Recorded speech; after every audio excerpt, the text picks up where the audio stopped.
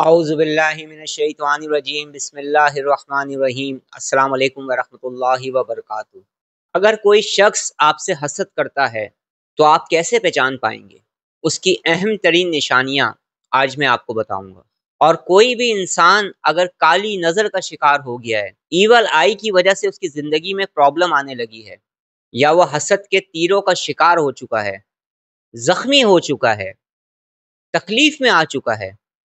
तो ईवल आई के जो असरात हैं,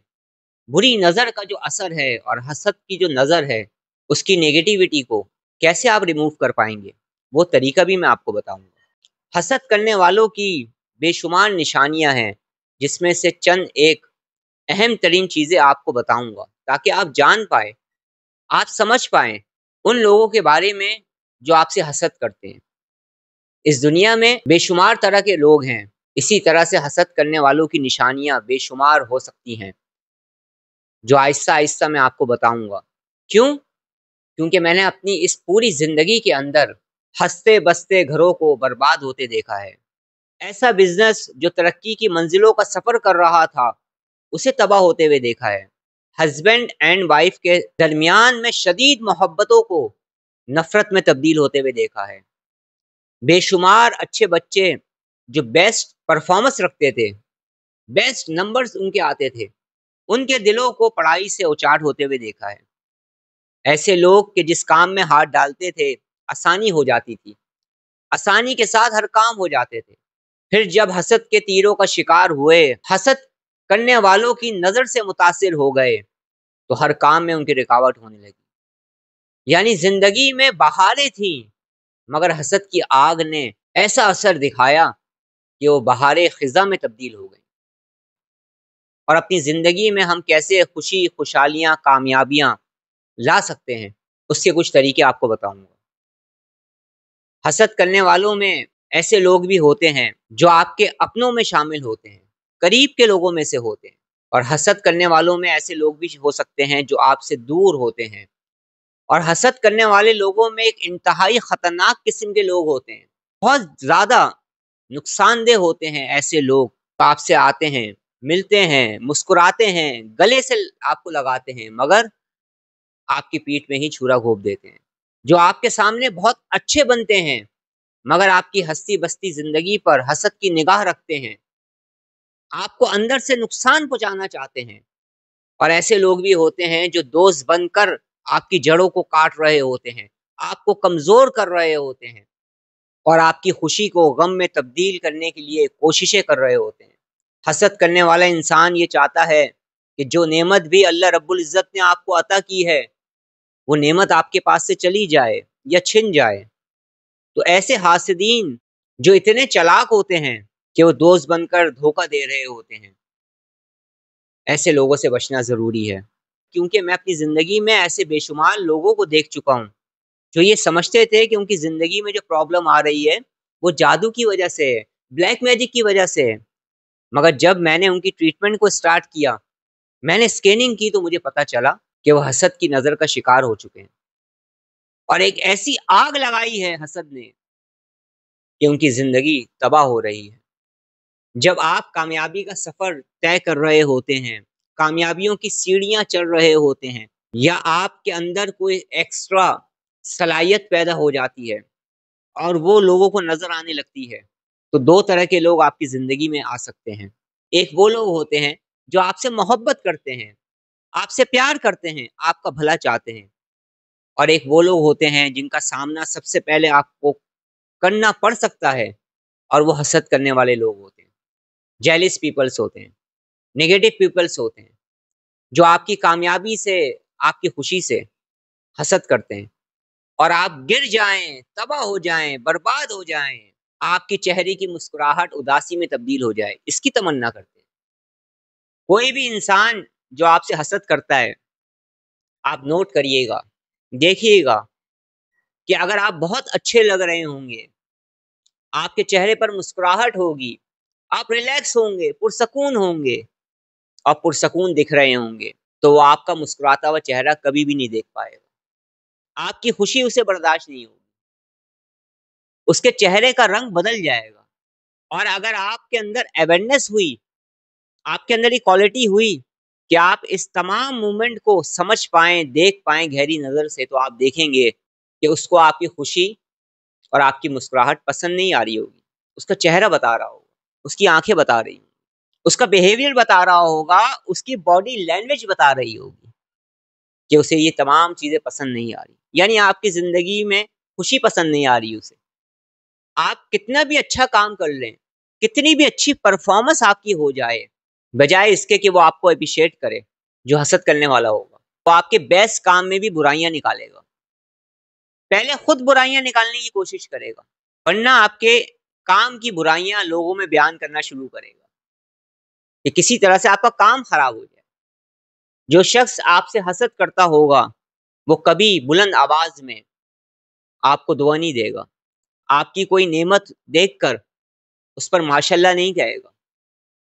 اگر حسد کی نظر آپ کے بزنس پہ پڑ جائے،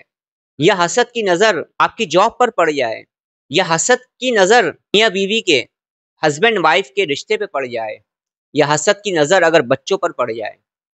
یا حسد کی نظر آپ کے ان کاموں پر پڑ جائے جو آپ کرنا چاہ رہے ہیں، جو آپ کے گولز ہیں، یا حسد کی نظر آپ کی صحت پر پڑ جائے، یا آپ کے دل میں کوئی خواہش ہے، آپ کچھ حاصل کرنا چاہ رہے ہیں جس کا اظہار آپ کسی سے نہیں کر سکتے، اور اس کے بارے میں کسی حسد کرنے والوں کو پتہ چل جائے، اس پر حسد کی نظر پڑ جائے، تو حسد کی نظر جس چیز پر پڑتی ہے اسے ڈیمیج کرتی ہے۔ آپ ہنستے مسکراتے ہوئے بالکل فریش ہو کر کسی ایسی جگہ پر چلے گئے جہاں پر نیگیٹو پیپلز ہیں، یا وہاں پر حسد کرنے والے لوگ ہیں، اگر آپ کے پاس اویئرنیس ہوئی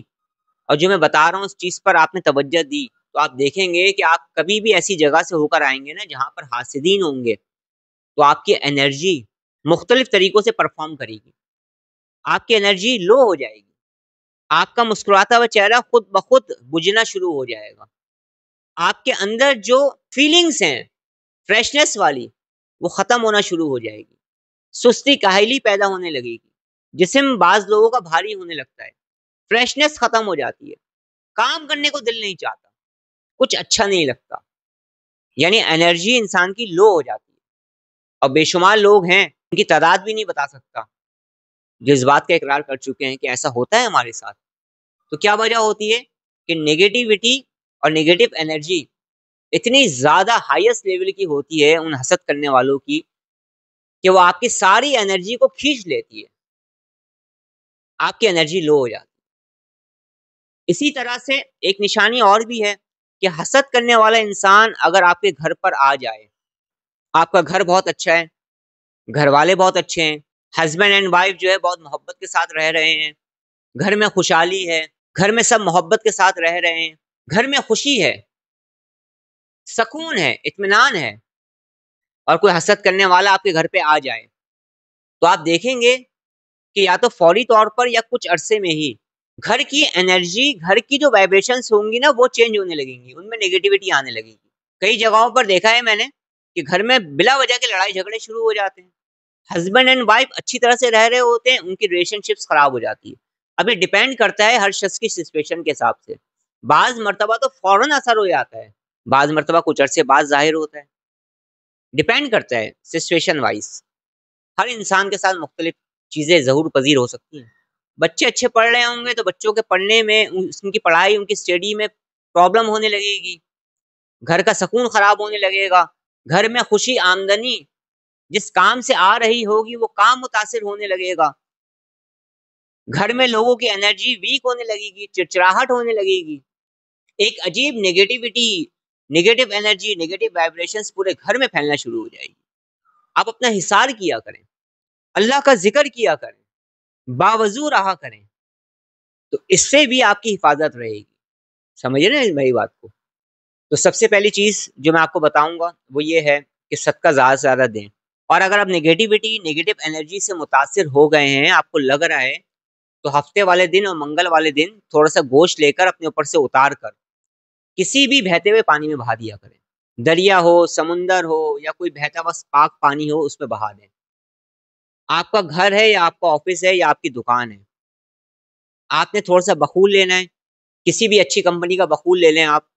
اس بخور کی دھونی آپ اپنے گھر میں دیں،